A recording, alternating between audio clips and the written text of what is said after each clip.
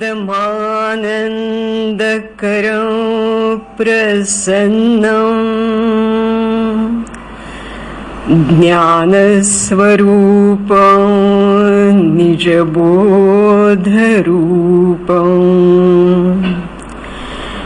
योगीन्द्रमीड्यं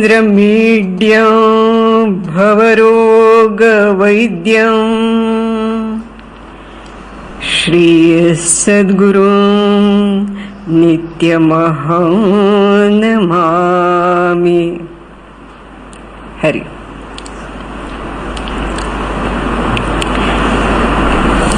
आज सकाळपासून शिवोहम बोध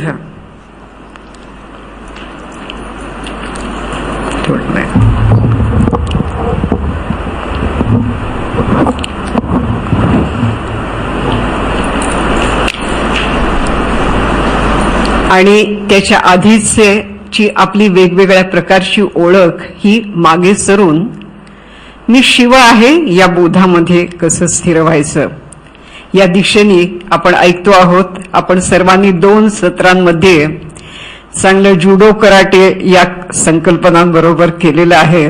त्याची थोडी दमणूक पण झालेली असेल, पण असं होणं चांगलं असतं. आपल्याला काय सवय झालेली आहे, मला स्वतःला सुद्धा, कारण परमार्थाची ओळख स्वामी माधवनाथांमुळे झाली आणि ते ज्ञानेश्वरी दासबोध सांगायचे आणि त्या शब्दाचं अंतरंग उकलून त्यांची सांगण्याची पद्धत इतकी गोड होती, इतकी सोपी होती की आपण काहीतरी विलक्षण गोष्टी ऐकतोय असं आम्हाला कधी वाटलंच नाही. आणि एकदा तशा प्रकारच्या शिक्षणाची सवय झाली की मग दुसरं कोणीतरी वेगळ्या प्रकारे जर सांगायला लागलं तर मग आपल्याला वाटतं की अरे हे भयंकर कठीण आहे, अवघड आहे, पण आहे तेच असतं. पण त्याच्यात पण एक खुमारी आहे, वेगळ्या प्रकारे केलेल्या मांडणीत पण त्याची एक खुमारी आहे. तसं विमलाजींच्या मांडणीमध्ये त्यांची एक खुमारी आहे. आणि स्वामीजी आपल्या फार डोक्यात जाऊ नये म्हणून अनेक उत्तमोत्तम अनुभव आपल्या इथल्या साधकांना येत असताना सुद्धा ते फार त्यांनी कौतुक पण केलं नाही आणि त्याच्याबद्दल जरा बेतानेच बोललेले आहेत ते. पण विमलाजींनी एकदम खुल्लम खुल्ला सगळं काय काय जे काय होत असतं या प्रक्रियेत ते सांगितलेलं आहे. आणि आपण सर्वजण आता आपल्या स्वतःच्या संबंधात आपण हे ताडून पाहणार आहोत की कुठे आहोत, कसं आहोत. तर त्याचं ते काम आपण आता सुरू केलेलं आहे. अंतरंग साधना म्हणजे साधना, आपण साधक आहोत, कोणाकडून तरी अनुग्रह घेतलेला आहे, कोणाकडून तरी ध्यानाबद्दल मार्गदर्शन घेतलेलं आहे. आणि ही याची सुरुवात कुठल्या तरी टप्प्यावर झाली. म्हणजे तुमची एक कोणीतरी मैत्रीण तुम्हाला म्हणाली की चल ग स्वामीजी असं छान सांगतात, तू ऐकायला असेल आपल्या बरोबर. मग ती गेली तिच्याबरोबर, ती गेली तिच्याबरोबर, ती गेली. असं करता करता स्वामीजींबरोबर भोवतालचा साधक परिवार वाढत गेला. आम्ही तर आपल्याला कोणीतरी सांगतं, इथे सोलापूरच्या सत्संगामध्ये तर खूपच गंमत असायची की बायका सत्संगाला यायच्या आणि त्यांचे नवरे साधारण फाटकाच्या बाहेर उभे राहायचे आणि मग हळूहळू 4 पावलं आत आले, अजून थोडे आत आले. मग पुरुषांना पण ऐकण्यासारखं असतं काहीतरी असं त्यांना वाटायला लागलं. आणि असं करता करता मग सोलापूरचा एक मोठा साधक परिवार तयार झाला. तर कोणीतरी आपल्याला सांगण्यात, कोणीतरी आपलं बोट धरून, कोणीतरी आग्रहाने घेऊन जाण्यात अशी त्या आपल्या प्रवासाची सुरुवात झालेली असते. आपल्यापैकी प्रत्येक जण सुद्धा वेगवेगळा स्वभाव घेऊन आलेलो आहोत आपण. काही स्वाभाविकपणे भक्तिमार्गी आहेत की एखादं सुंदर भजन ऐकलं तर डोळ्यात पाणी येतं, हा काही जणांचा स्वभाव आहे. काही जणांना वाटतं की नाही ते बरोबर अद्वैत वेदांत आणि असं चर्चा केल्याशिवाय खरं ज्ञान होत नाही, असं पण काही लोक असतात. मग त्यांना ते वेदांत शास्त्र उपनिषद आणखी सगळं असं अभ्यास करून मग त्यांना पटतं की हा असं काय ते तत्व आहे आणि आपण त्याचा अंश आहोत. हा ज्ञान मार्ग झाला. कोणाचा भक्ती मार्ग झाला. कोणी कर्म मार्गी असतात, ते म्हणतात की सेवेतच सगळं सार्थक आहे. पण हे सगळे दृष्टिकोन त्यार्थी एकांगी आहेत. म्हणजे चांगल्या साधकाला भक्तीचा ओलावा पण आवश्यक असतो, नुसतं ज्ञान असलं तर मग ज्ञान कोरडं होतं, आपल्याला माहिती आहे. तर ज्ञानाची स्वच्छ बैठक पण लागते, भक्तीचा ओलावा पण लागतो, आणि जगाकडे पाठ फिरवून तुमच्या भोवताली काय चाललंय याचं काहीच पर्वा नाही आणि आपल्याच आनंदात मग्न होऊन बसले तर ते पण योग्य नाहीये. तर त्यामुळे कर्ममार्ग पण आवश्यक असतो. आणि चौथा योग मार्ग आहे की जो आपल्याला स्वामीजींनी आणि विमलाजींनी सांगितलेला आहे. एकीकडे भजनं गाता गाता म्हणजे भक्तीच्या आणखी पायऱ्या वेगवेगळ्या ओलांडताना, ज्याबद्दल उद्या आपल्याला शैलाताई सांगणार आहेत, तर त्या पायऱ्या एकीकडे आपण ओलांडत असतो. आपल्या परीने काही कर्म करत असतो आणि ते शक्यतो निष्काम होईल असा प्रयत्न करत असतो. काही स्वाध्याय वाचन आपण करत असतो. असं सर्वच मार्ग आपल्या जीवनामध्ये आपण सर्व प्रकारे साधना करायचा प्रयत्न करत असतो. या सगळ्याचा परिणाम काय होत असतो तर आपल्या चित्ताची शुद्धी होत असते. निष्काम कर्माने चित्ताची शुद्धी होते. अतिशय भावपूर्ण भजन म्हटलं तर आपल्या मनातलं सगळं काही किलमिश असतं ते धुवून जातं आणि मन एकदम निर्मळ होतं. चांगलं भजन ऐकल्याने मन निर्मळ होतं. सगळ्याचा परिणाम तोच होतो. उत्तम ध्यान झालं, मन निर्मळ होतं. आज सकाळी आपण पाहिलं की नाही, खूप गाठी गाठी गाठी आहेत, त्या आपण सगळ्यांनी कागदावर लिहिलेल्या पण आहेत. आणि त्याच्यातून मोकळं कसं व्हायचं, त्या सोडवायच्या कशा, तर त्या ध्यानात आपोआपच सुटत असतात. त्यामुळे ध्यान आपण सकाळी पाहिलं की खूप महत्वाचा मार्ग आहे, सर्वात जवळचा मार्ग आहे. तर कर्म भक्ती हेच आणि काही स्वाध्याय हे करता करता मुख्यतः ध्यान मार्गाने कसं माणूस पुढे जातो याचं चित्र सहज समाधी भली या पुस्तकामध्ये विमलाजींच्या ते आलेलं आहे. आपल्यापैकी अनेकांनी प्रश्न विचारलेले आहेत. तर या प्रवासाकडे आपण जेव्हा आता पाहतो आहोत त्यातल्या काही प्रश्नांची जे गट चर्चा झाल्या त्यातले काही प्रश्न इथे आलेले आहेत. त्यापैकी काहींची उत्तरं या प्रवासाचा आपण विचार करू तेव्हा जाता जाताच आपल्याला मिळतील आणि काहींचं स्वतंत्र मी त्याबद्दल पुन्हा आणखी बोलते. आपण ध्यानाला बसतो म्हणजे एका जागी आज सकाळी आपण बसलो होतो तसं आपलं पाठ मान मस्तक सरळ रेषेत ठेवून आपण बसतो. ज्या परंपरेतून आपण आलेलो असू तर त्या परंपरेतले जे महात्मे आत्मदर्शी त्यांचं आपण स्मरण करतो. नाथ संप्रदायामध्ये आदिनाथांपासून तर आतापर्यंत स्वामी माधवनाथांपर्यंत एक मोठी परंपरा आहे आत्मदर्शी लोकांची, ज्यांना आत्मसाक्षात्कार झाला होता आणि ज्यांनी इतरांना करून दिला. अशांची एक मोठी परंपरा आहे, त्याचं आपण स्मरण करतो. कारण काय, स्मरतेने आदरे चित्त सात्विके भरे, आपलं मन आपोआप लीन होतं. आपल्याला कळतं की अरे हे एवढे मोठमोठे तपस्वी आणि ज्ञानी पुरुष होते आणि त्यांचं बोट धरून आपण चालतोय म्हणजे चालायला पण धीर येतो आपल्याला. म्हणून आपण नेहमी गुरु परंपरेचं सुरुवातीला स्मरण करतो. मग आपल्याला एक प्रक्रिया काहीतरी शिकवलेली आहे आणि ती प्रक्रिया आपण करतो. जसं स्वामी सांगायचे की सोहमचा श्वास घ्या किंवा दासबोधात सांगितलंय तसं धरिता सो सांडिता हम ऐसे चाली सोहम सोहम. ही प्रक्रिया सांगून लगेच समर्थ आपल्याला सांगतात तेही सांडून बैसला तोची मौनी म्हणावा भला. योगाभ्यासाचा गलबला याची कारणे. सोहमची प्रक्रिया सांगितली आणि लगेच सांगितलं या प्रक्रियेला पकडू नका बसू. तुम्हाला कुठे जायचंय तर ती सोहम प्रक्रिया पण जिथे शांत होते तिथे तुम्हाला जायचं आहे अशी लगेच आठवण पण करून दिली. सोहम ही प्रक्रिया आहे. आपण आता हे शिरीष दादा कवडे किंवा मामासाहेब देशपांडे यांचा जो उपासनेचा मार्ग आहे त्याच्यामध्ये ते भ्रामरी करतात किंवा एक प्रकारे श्वास घ्यायचा आत आणि असा तो घुंबायचा. आपण त्याचा काही प्रयोग संध्याकाळी करणार आहोत मी. तर आणि तो शांत होऊ द्यायचा. तो मकार जो ओंकार अ उ म मधला जो म आहे ती मकार मात्रा जिथे शांत होते तिथे आपल्याला तो शून्याचा अनुभव येतो. तर सोहम करताना सुद्धा धरिता सो थांबले थोडा वेळ, सांडिता हम असं सांगितलेलं नाही, सोहम सोहम सोहम असं जोरजोरात करायला सांगितलेलं नाहीये. तर नाभीपासून ब्रह्मरंध्रात सोहम ध्वनी असे खेळतो. तो जोरजोराने खेळत नाही, तो अगदी शांत खेळला पाहिजे. आपण श्वास घेतला, त्याच्याबरोबर इथून नाभीपासून ऊर्जा इथे आली, इथे आली, ती इथे थोडी थांबली, स्थिरावली, आणि मग सावकाश श्वास सोडून दिला, पण ती ऊर्जा इथे राहिली. असं करता करता मस्तकाकाशामध्ये हळूहळू हळू आपण जेव्हा ध्यान करत असतो त्यावेळी ऊर्जेचा संचय होत असतो.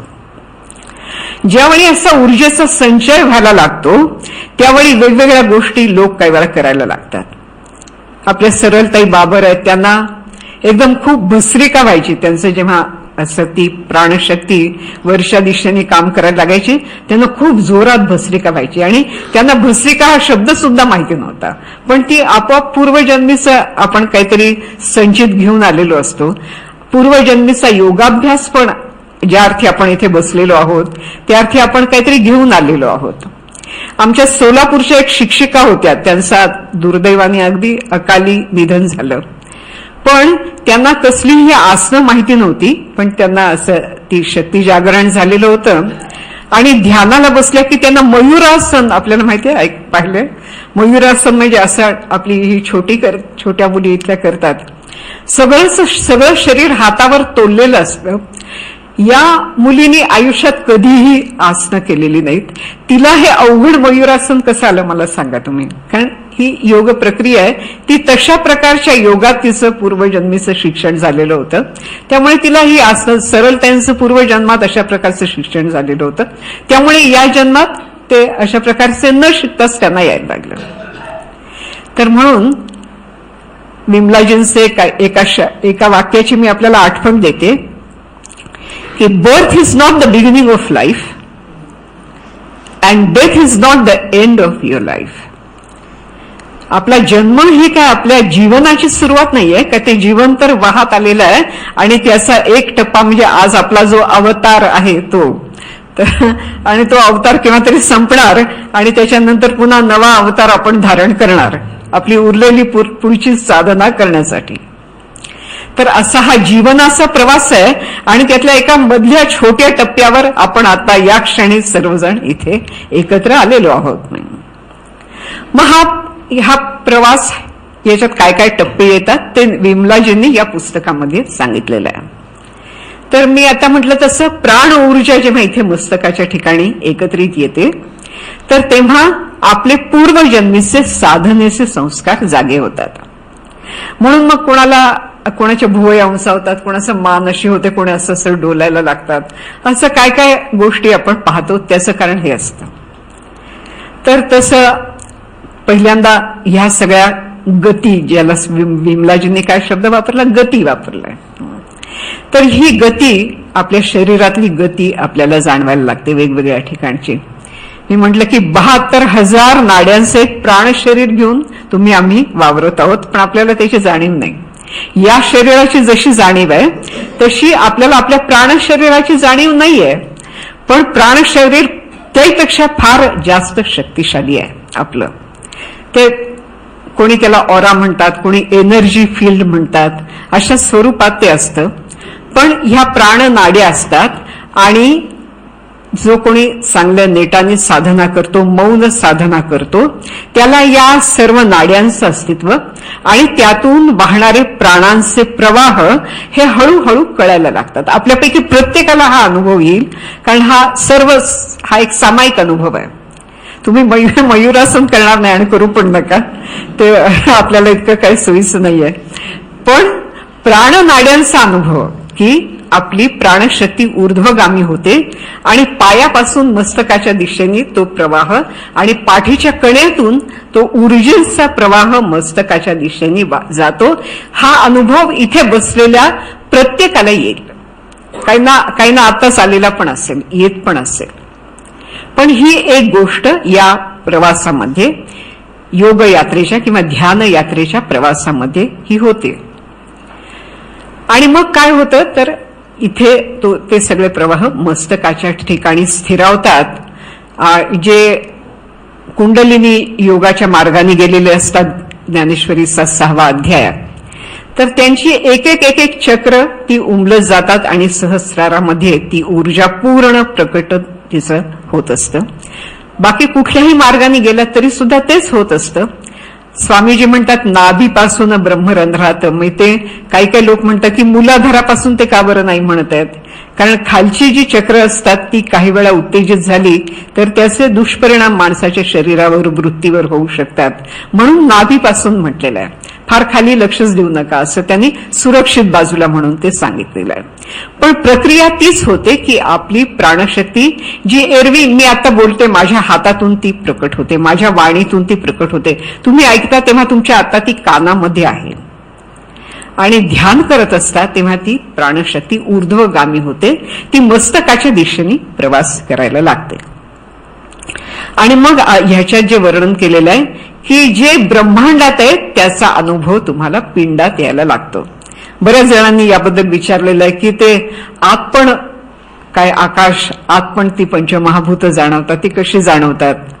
तर काही तर आपल्याला अगदी साधेपणाने सहज कळू शकेल अशा गोष्टी आहेत. आपली जी हाडं आहेत ही पृथ्वी तत्वाची प्रतिनिधी आहेत, हे कोणी आपल्याला पटू शकेल, समजू शकेल, तर ती घन आहेत. आपल्या शरीरात जे द्रव पदार्थ आहेत ते रक्त आहे, मूत्र आहे आणि घाम आहे, हे सर्व जलतत्वाचं ते एक प्रतिनिधित्व आहे, हे पण आपल्याला समजू शकतं. आपल्या शरीरात उष्णता आहे, ती जर नसेल तर माणूस गेला असं आपण म्हणतो. तर ती उष्णता आहे याचा अर्थ तेज तत्व आपल्यामध्ये आहे. आपल्या शरीरात वायू तत्व आहे ज्याच्यामुळे आपण श्वास उच्छ्वास ही फुफ्फुसांची क्रिया सगळी चालू असते. आणि शेवटचं तत्व जे आहे स्पेस किंवा आकाश, तर हे जे तत्व आहे हे परमार्थामध्ये खूप महत्वाचं समजलं जातं. हे हृदय आकाश, मस्तक आकाश म्हणजे स्पेस आहे इथे. आणि त्या स्पेसमध्ये ते जे एक मिनी ब्रह्मांड इथे राहतं. इथे पण आकाशगंगा आहेत, इथे पण तारे आहेत, इथे चंद्र सूर्य आहेत. तुम्ही म्हणाल पाहिलेत का? हो पाहिले आहेत, मी पाहिले आहेत. खरोखर इथे आणखी पण काही उत्तम साधना करणारे व्यक्ती आहेत त्यांनी पाहिलेले आहेत. तर हे सगळं दर्शन आपल्याला आपल्या आत होऊ शकतं. होतं, मी म्हटलं तसं मी एक फर्स्ट हँड एक्सपिरियन्स म्हणून सांगते की होय असं होतं. हे त्यांनी जे लिहिलेलं आहे ते खरं आहे. आणि आकाश तत्व हे आत्मतत्वातून पहिल्यांदा निर्माण झालं असं म्हणतात. आत्मतत्वातूनच सगळं विश्व निर्माण झालं, पण हे आकाश तत्व अत्यंत सूक्ष्म आहे, आत आहे बाहेर आहे. तर ते याच्यातून आत्मनः आकाश संभूतः, आत्म्यातून प्रथम निर्माण झालेलं पंचमहाभूतांमधलं तत्व हे आकाश तत्व आहे. आपल्या शरीरात सर्वत्र स्पेस आहे, आपल्या पेशीमध्ये पण स्पेस आहे. ज्याला आपण अणूची रचना पाहिली तर असं म्हणतात की अणूचे जे केंद्र आहे आणि त्याच्या भोवताली फिरणारे इलेक्ट्रॉन्स आहेत त्याच्यामध्ये पण स्पेस आहे.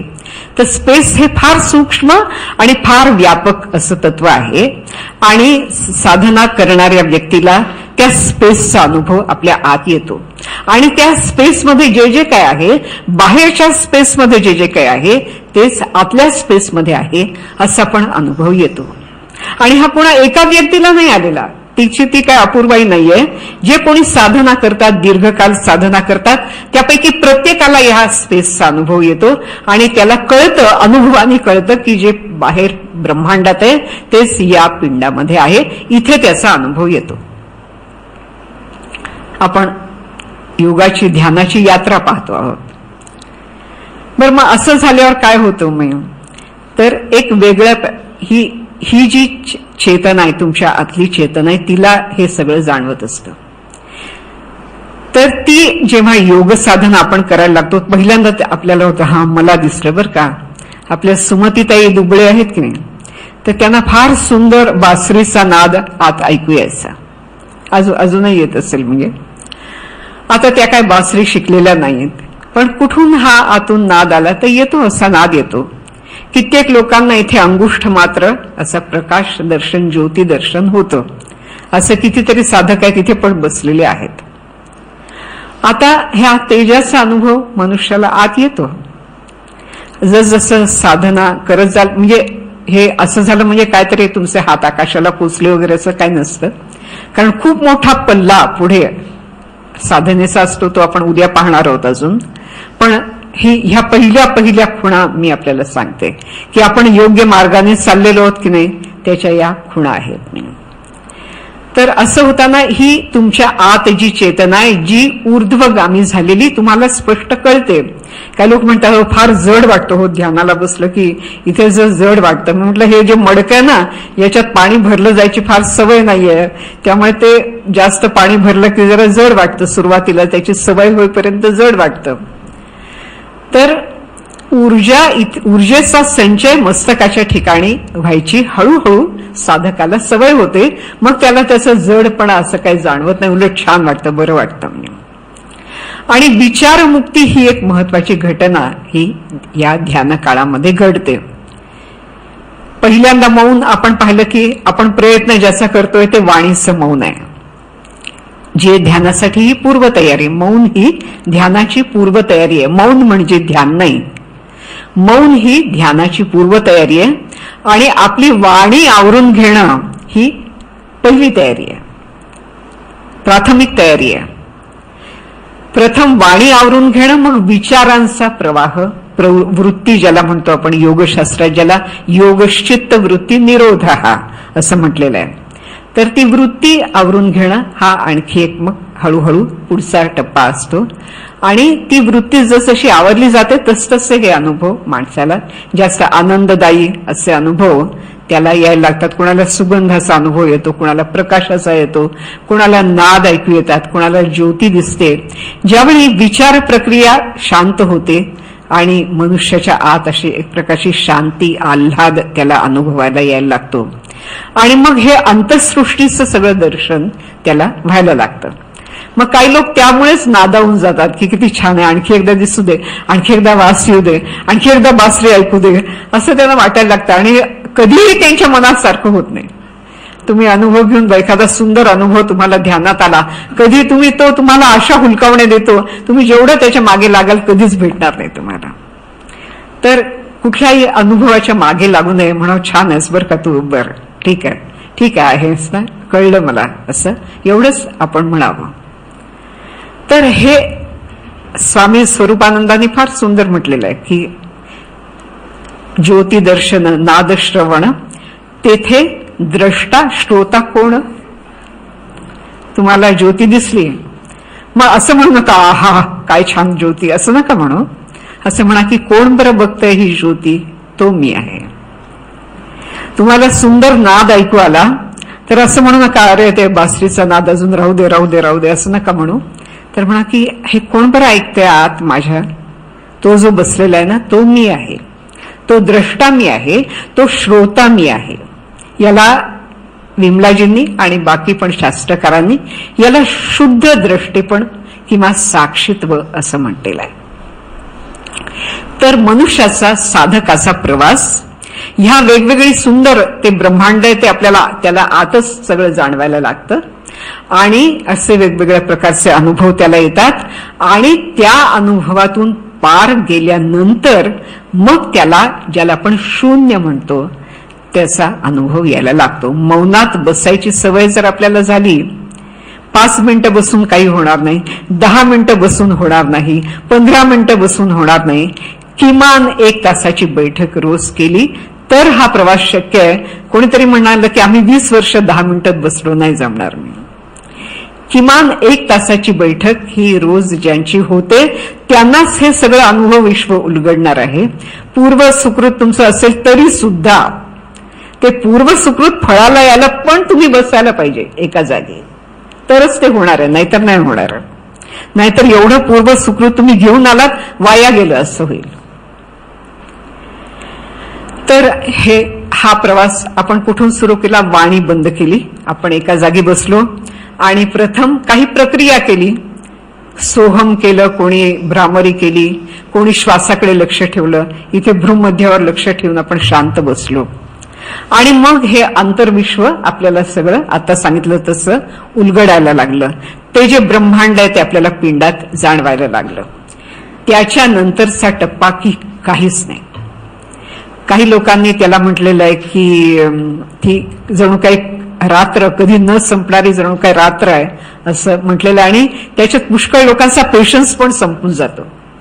ते आधी होतं ते बरं होतं, काय काय छान दिसत होतं, आणि आता काहीच नाही दिसत, काहीच अनुभवायला येत नाही. आज एक ताई सकाळी म्हणाल्या, काय हो सकाळचं ध्यान झाल्यानंतर नुसतं मोकळं मोकळं मोकळं असं वाटतंय म्हणाल्या.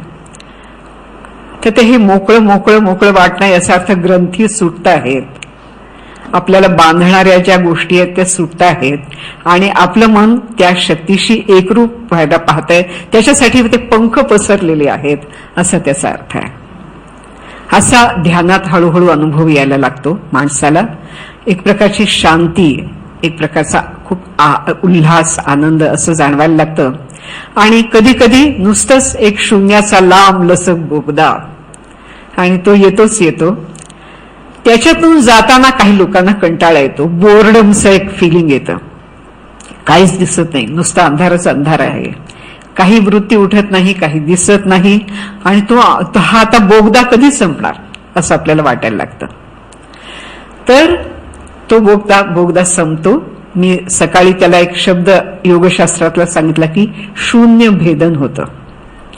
आपल्या सोलापूरच्या जवळ एक दहिवडी नावाचं गाव आहे, आणि तिथे एक फार उत्तम साधक राहायचे. आणि कसं कोण जाणे, त्यांना विमलाजींचं असं कोणीतरी त्यांना सांगितलं, आणि त्यांनी आपले सगळे साधनेतले अनुभव विमलाजींना लिहून कळवले. मी सोलापूरला राहत असल्यामुळे मला त्यांनी सांगितलं की अशी व्यक्ती आहे दहिवडीला, तर तिला हे पत्र पोचवण्याची तुम्ही व्यवस्था करा. आणि त्या व्यक्तीबद्दलही त्यांनी सांगितलं, आणि ते पत्र पण मला दाखवलं त्यांनी. त्याच्यात त्यांनी असं म्हटलेलं होतं की आपला प्रवास उत्तम चाललेला आहे, आपला प्रवास आता शून्यातून चाललेला आहे, पण आपण श्रद्धा ठेवा की अशा प्रकारे तुम्ही जर रोज ध्यान करत राहिलात तर एक दिवस गुरुकृपेने, काही वेळा त्याला वेगवेगळे ईश्वर कृपा, गुरुकृपा, इंग्रजीत त्याला प्रिन्सिपल ऑफ ग्रेस असं म्हणतात, कृपा, ती जेव्हा मनुष्यात तिच्याजवळ काही आपण तिच्याबद्दल काही सांगू शकत नाही, ती केव्हा आपल्यावर उतरेल हे सांगू शकत नाही. जीवनातल्या अत्युत्तम आनंदाच्या प्रसंगी पण उतरेल, आणि जीवनातल्या अत्यंत दुःखाच्या प्रसंगी पण ती कृपा तुमच्यावर अवतरेल. तिचा हिशोब नाही, तिला कॅलेंडर नाही, काय.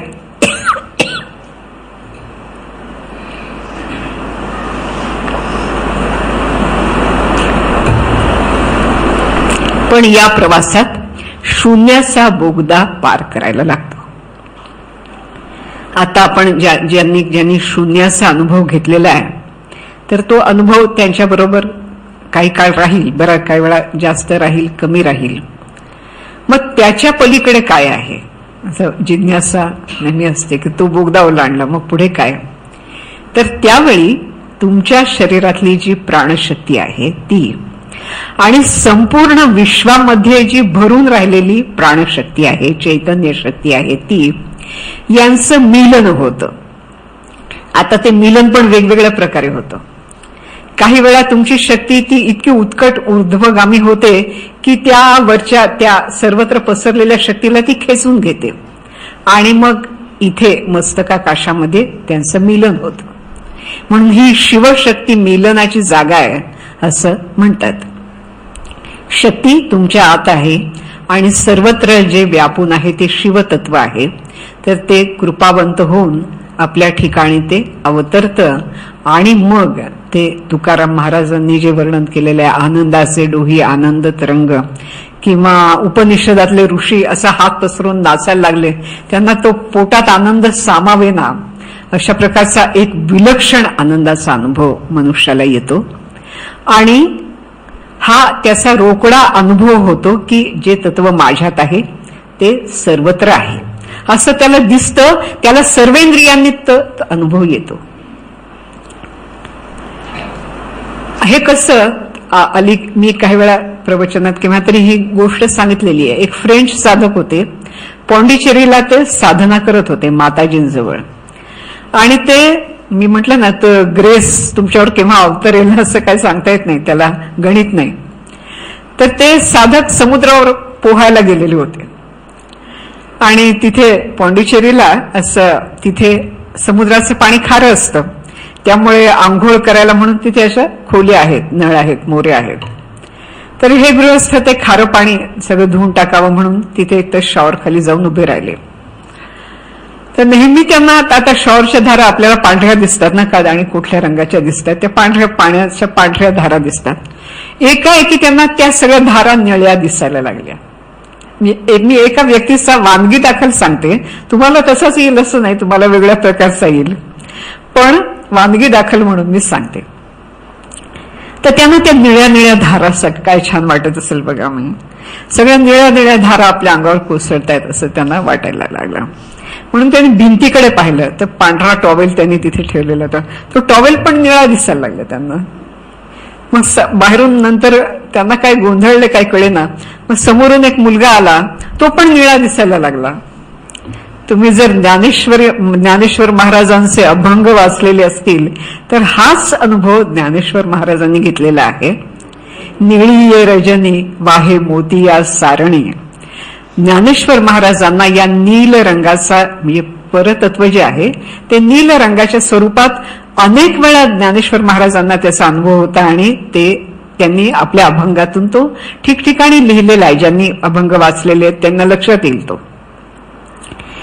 तर आता ह्या एका फ्रेंच व्यक्तीला, फ्रेंच साधकाला या प्रकारे अनुभव आला की समुद्र निळा, मग ते धारा निळ्या, कपडे निळे, सगळं काय, अन्न निळं, सगळं काय निळं. ही एक अनुभूती आहे. देवाच्या कृपेचा हा एक प्रकार आहे.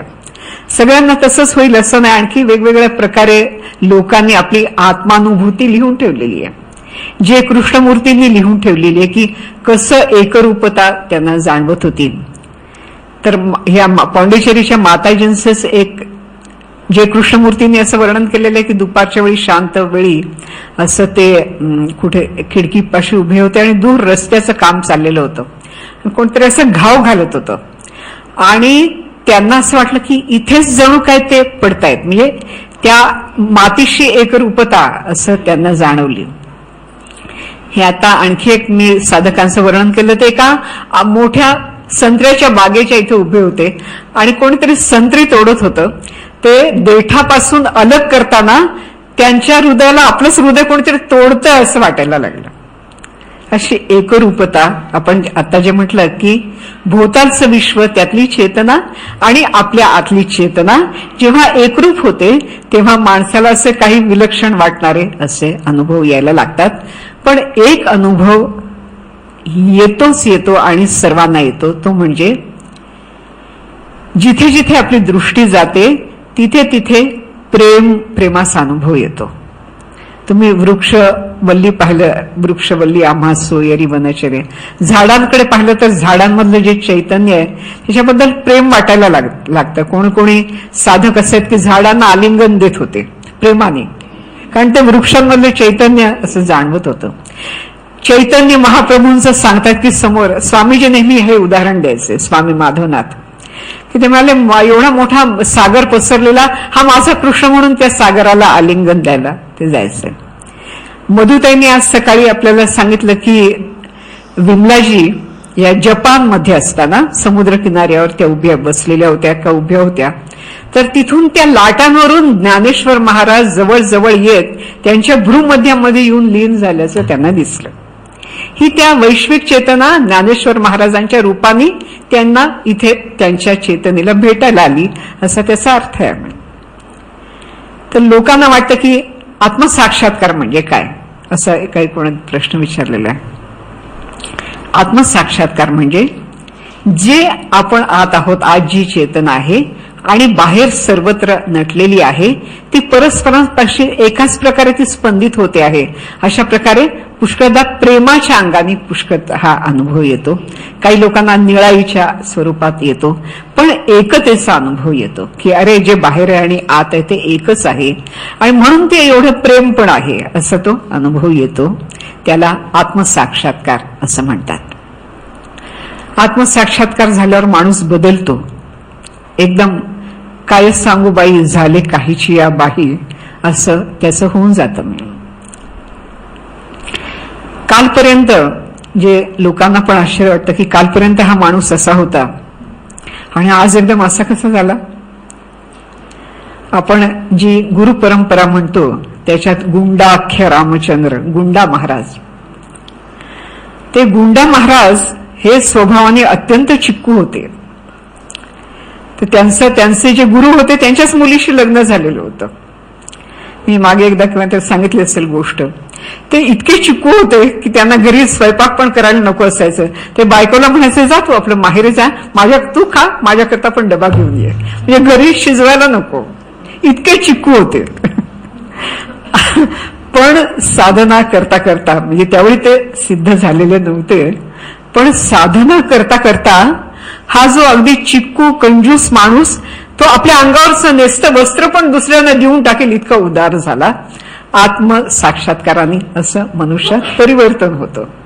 आधीचा चिक्कू असेल तर उदार होतो, आधीचा चिडचिड आणि कुरकुरी असेल तर आनंदी होतो. तर प्रत्येक माणसाला ही आशा आहे की आता जे काही स्वभाव दोष आहेत त्याच्यातून उठून आपण असं काहीतरी होऊ शकतो. केवढा मोठा दिलासा संतांनी आपल्याला दिलेला आहे बघा. तर असं परिवर्तन सांगलीला गाडगीळ म्हणून एक स्वामीजींकडे येणारे साधक होते. तर स्वामीजी नेहमी त्यांचं कौतुक करायचे, किती छान ध्यानाला बसतात वगैरे. हे आता एकदम चाललंय बरं का पुढे, असं कौतुकाने स्वामीजी म्हणायचे. की बायको कपाळाला हात लावायचे, म्हणाले की घरी बघा कसं वागतात म्हणून, सारखे कुरकुर कुरकुर, हे दिलं तर ते पटत नाही, ते दिलं तर ते पटत नाही, हे कसं काय हो म्हणे तुम्ही म्हणता हे साधना मार्गात पुढे गेलेले आहेत. स्वामीजी हसून म्हणायचे, अहो यांची ही बाह्य प्रकृती आहे, तिला आता ते आत्मसाक्षात्काराचा असा फटका बसणार की ते कुठल्या कुठे जाऊन निघून जाईल. आताच जो मळ आहे ना, आपण झटकतो की नाही, कपडे एखाद्या जळमट आहे आपण झटकतो, आत्मसाक्षात्कार ते झटकण्याचं काम करतं आणि सगळे मल विक्षेप धडाधड माणसाचे कोसळून पडतात आणि कालचा माणूस आज राहत नाही, असं मोठं अंतर पडतं. पण बिमलाजी म्हणतात आणि स्वामीजींचं पण तेच म्हणणं होतं की आत्मसाक्षात्कार झाला ही परमार्थाच्या मार्गावरची पहिली पायरी आहे. आपण नीट समजून घ्या, आत्मसाक्षात्कार ही परमार्थाच्या मार्गावरची पहिली पायरी आहे. म्हणजे आपण बिगारीत आहोत हे उघडच आहे. का तर त्याच्या पुढे अजून पुष्कळ टप्पे आहेत ना. जो काही बोध आपल्याला झाला, बरं दिसलं, आत निळं दिसलं, बाहेर निळं दिसलं, सगळं झालं, कळलं आपल्याला की आत चेतना एक आहे आणि बाहेरची सगळी एकच आहे. पण याचा व्यवहारात कसा आणणार तुम्ही?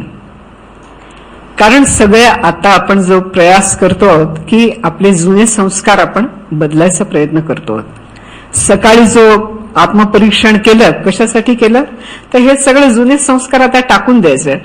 फिरुनी नवी जन्मे नमी, आपल्याला नवीन जन्म, आता आपल्याला द्विज व्हायचं. सगळे जुने संस्कार पूर्वजन्मीचे सुद्धा किंवा तरी सोडूनच द्यायला लागतात. कितीही चांगले असले तरी सोडून द्यायला लागतात. तर हे सोडून आपला नवीन जन्म जेव्हा होत असतो तर आपल्या आत जो बोध झालेला आहे तो आपल्याला आपल्या व्यवहारात उतरवायला लागतो. म्हणून इथे कोणीतरी प्रश्न विचारला की वैराग्याचं पाखंड का? तर तो ज्याला बोध होतो तो माणूस स्वतःला शहाणा समजायला लागतो. बघा मला झाला, यांना काय अजून बोध झाला नाही म्हणे, असं म्हणायला लागतो. याचा अर्थ याचं अजून सुरुवात पण झाली नाहीये. म्हणजे त्याला कळलंय पण अजून त्याला ते व्यवहारात उतरवता आलेलं नाही. पुष्कळ लोक आपल्याला अनुभव येतो की चांगले खूप साधना केलेले लोक असतात आणि त्यांचा बोध पण अगदी शुद्ध आणि खराच असतो, म्हणजे त्याच्यात काही कमतरता नसते. पण त्यांचा लोकांशी जो व्यवहार असतो तो आपल्याला प्रश्न पडतो की वा, हे एवढी यांनी ज्ञानेश्वरी वाचली, यांनी एवढी साधना केली, मग हे आमच्याशी असे का बरं वागतात, असा आपल्याला प्रश्न पडतो. याचं कारण असं आहे की तो जो बोध आहे तो त्यांना व्यवहाराच्या स्तरावर, शरीराच्या, मनाच्या, बुद्धीच्या व्यवहाराच्या स्तरावर उतरवता अजून आलेला नाही. म्हणजे त्यांचा पण प्रवास चालू आहे. तुम्ही त्यांना पूज्य पण समजून पाय पकडू नका त्यांचे आणि त्यांना दोष पण देऊ नका, कारण ते पण तुम्ही आम्ही प्रक्रियेत आहोत की नाही, तसे ते पण या प्रक्रियेत आहेत. ही प्रक्रिया ज्यांच्या बाबत पूर्ण होते त्यांना संत म्हणतात. त्याच्या आधीच्या टप्प्यावर आत्मानुभवी आहेत. अनेक व्यक्ती आत्मानुभवी असतात पण ते संत नसतात, कारण त्यांचा जो आत्मानुभव आहे, त्यांचा जो बोध आहे, तो अजून व्यवहाराच्या पातळीवर, शरीराच्या पातळीवर, मनाच्या पातळीवर आणि बुद्धीच्या पातळीवर अजून उतरलेलाच नाहीये ना. पण उतरणार नाही असं नाही, तो इतका जबरदस्त डोज असतो की तो उतरणारच, आज नाही उद्या उतरेल. तर तुमच्या आमच्यासारखेच ते पण या मार्गावर पुढे असलेले प्रवासी आहेत आणि त्यांच्याबद्दल आपण आदर बाळगावा आणि त्यांची ही परिवर्तन प्रक्रिया पूर्ण होणार आहे यावर आपण विश्वास ठेवावा. त्यांना बोल लावू नये, त्यांच्याबद्दल शंका किंवा असं घेऊ नये.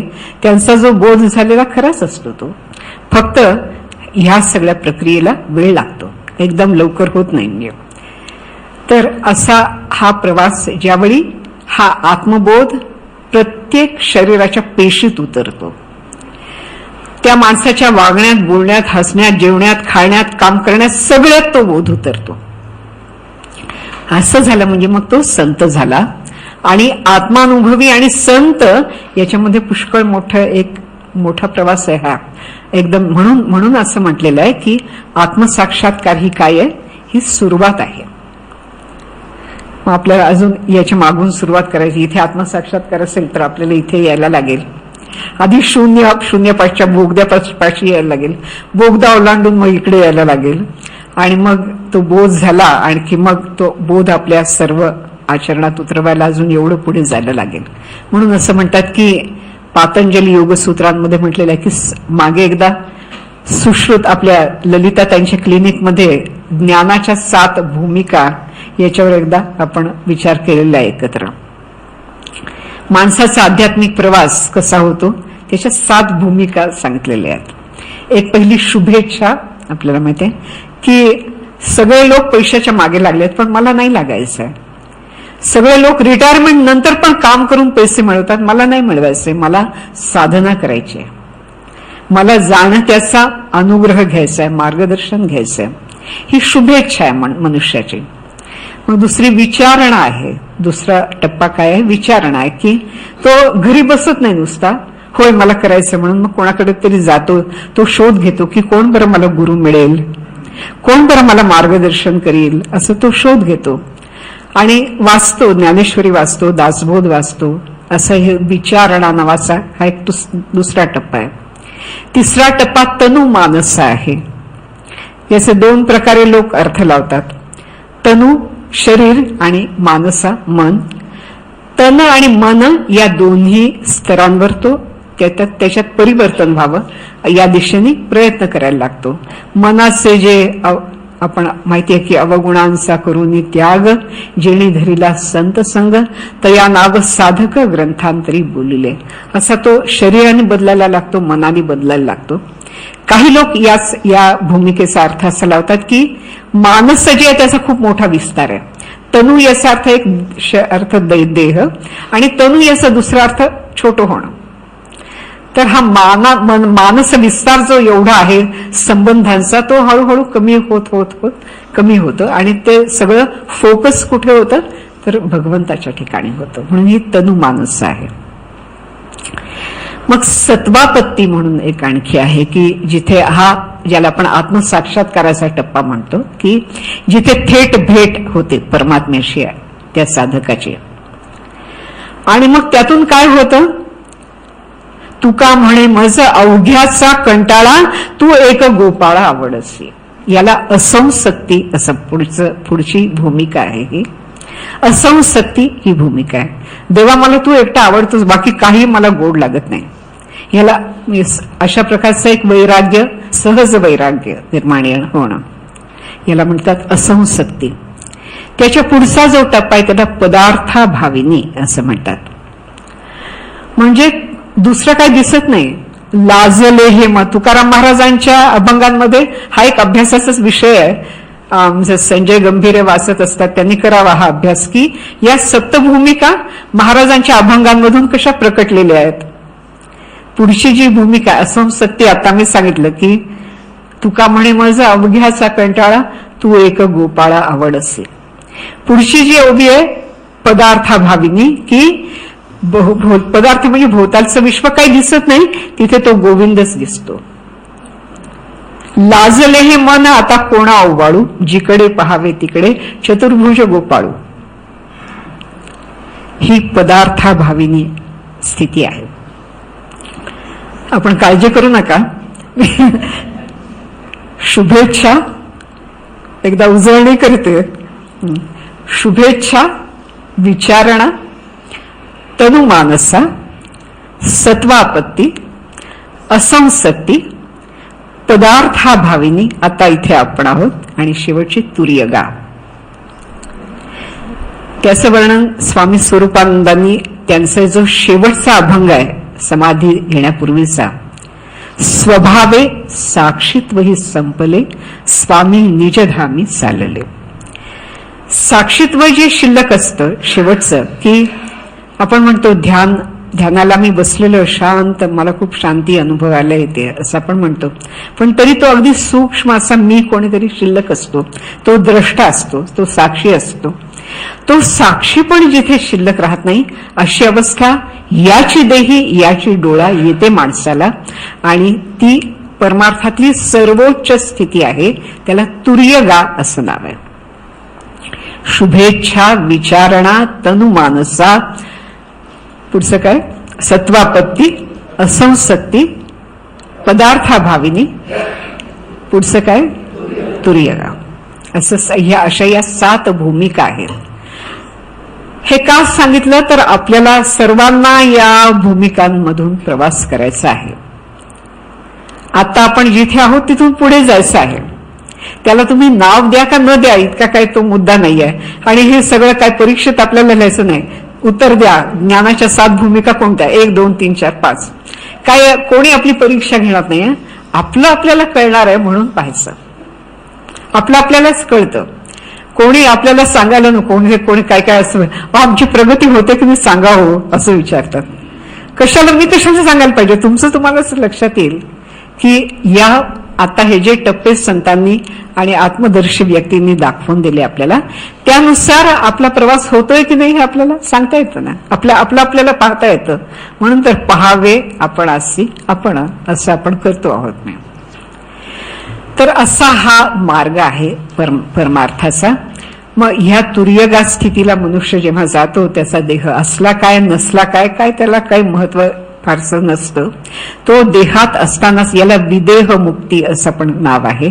या शरीरात असतानाच तो ते वर्तत दिसती देही, परी ते देही ना माझ्या ठाई, आणि मीही तयांच्या ठाई समग्र वसे. असा तो त्याच्याशी परमात्म्याशी मिळूनच गेलेला असतो. त्याचं आपलं शरीर आहे म्हणून पूर्व काय संस्कारांनी थोडं काम करत असतं. आपलं काम झालं की ते निघून जातं. मग त्याला पुनर्जन्म तसं नाही, कारण जन्म घेणे लागे वासनेच्या संगीत, काही ना काही.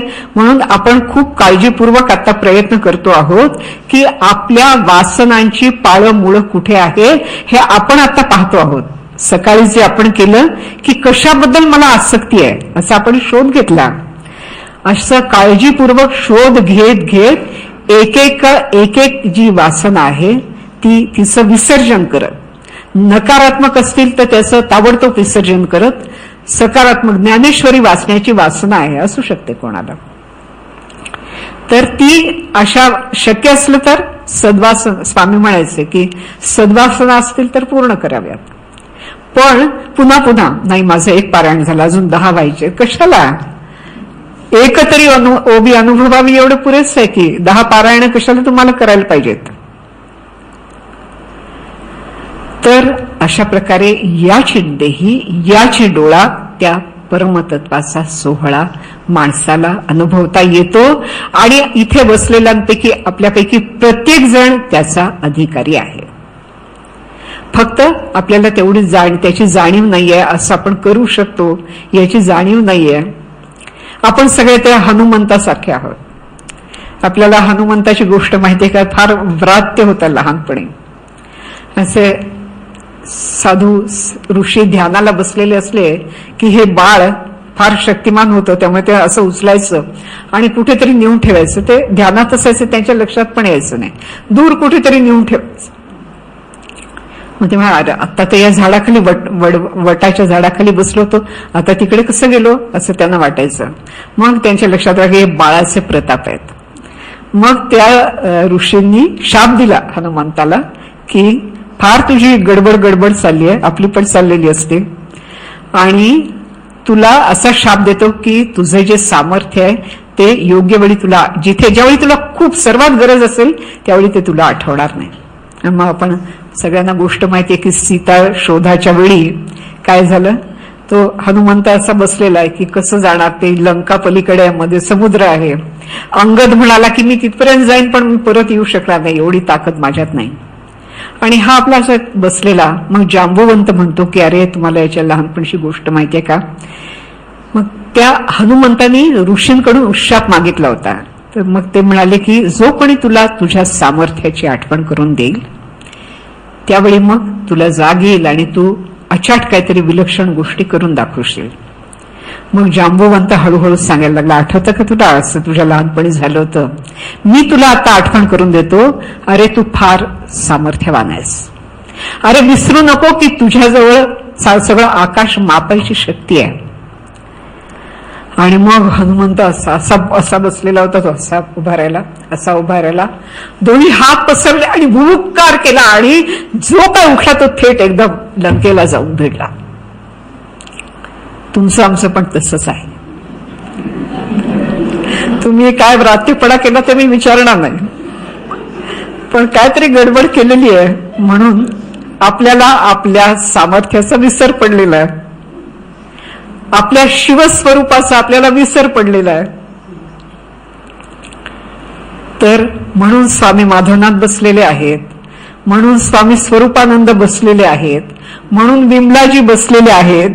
ते म्हणतात की उठा, काय तुम्ही स्वतःला समजता, मी आपलं कोणीतरी क्षुद्र व्यक्ती आहे. भ्रमाने स्वतःला मानसील क्षुद्र तरी ते अभद्र पाठी लागे, विश्वास से आपणा मानसील थोर तरी तू सत्वर थोर होसे. स्वामी स्वरूपानंदांचे शब्द आहेत. तर आज या क्षणाला सगळी मनाची मलिनता फेकून द्या, एकदम फेकून द्या. पूर्वीच्या काळात काही भूतकाळात चुका झाल्या असतील फेकून द्या. आपण स्वरूपानंदांची मुलं आहोत, आपण स्वामी माधवनाथांची मुलं आहोत, आपण रामकृष्ण परमहंसांची मुलं आहोत. सगळी संत परंपरा आपल्या पाठीशी, मग तुझं जमाना आम्ही आहो अशी त्यांची ग्वाही. तर कशाला घाबरायचं आपण सरळच्या सरळ परमार्थाच्या मार्गाने निघायला पाहिजे. नाउ और नेव्हर, आज ठरवलं तरच होईल, उद्या होणार नाही, कारण ह्या शरीराचा काय भरोसा सांगता येत नाही. तर आजच उठलं पाहिजे. झड झडून वहिला निघ, या भक्तीची या वाटा लाग, या योगाची या वाटा लाग, या ध्यानाची या वाटा लाग, तेणे पावशील अव्यंग निजधाम माझे, असं स्वतः भगवान श्रीकृष्णांची ग्वाही आहे. मग कशाला थांबायचं.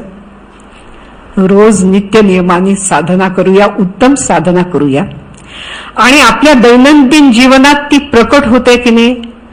विमलाजी म्हणायचे की पलभर भी प्रमाद नाही, रत्तीभर भी असत्य नाही. थोडा सुद्धा प्रमाद असता कामा नये, थोडा सुद्धा हयगय असता कामा नये, आणि थोडंही असत्य आपल्या जीवनात असता कामा नये. अंतर्बाह्य शुद्ध स्वच्छ असं जीवन जगत अशीच आपण शिकू विरक्ती, निरभिलाष करू जीवन भक्ती, ओलांडून मग जाऊ अंती कैवल्याचे माप. हरिओम तत्सत. हरिओम तत्सत. सर्वेत्र सुखिनः सन्तु, सर्वे सन्तु निरामयाः.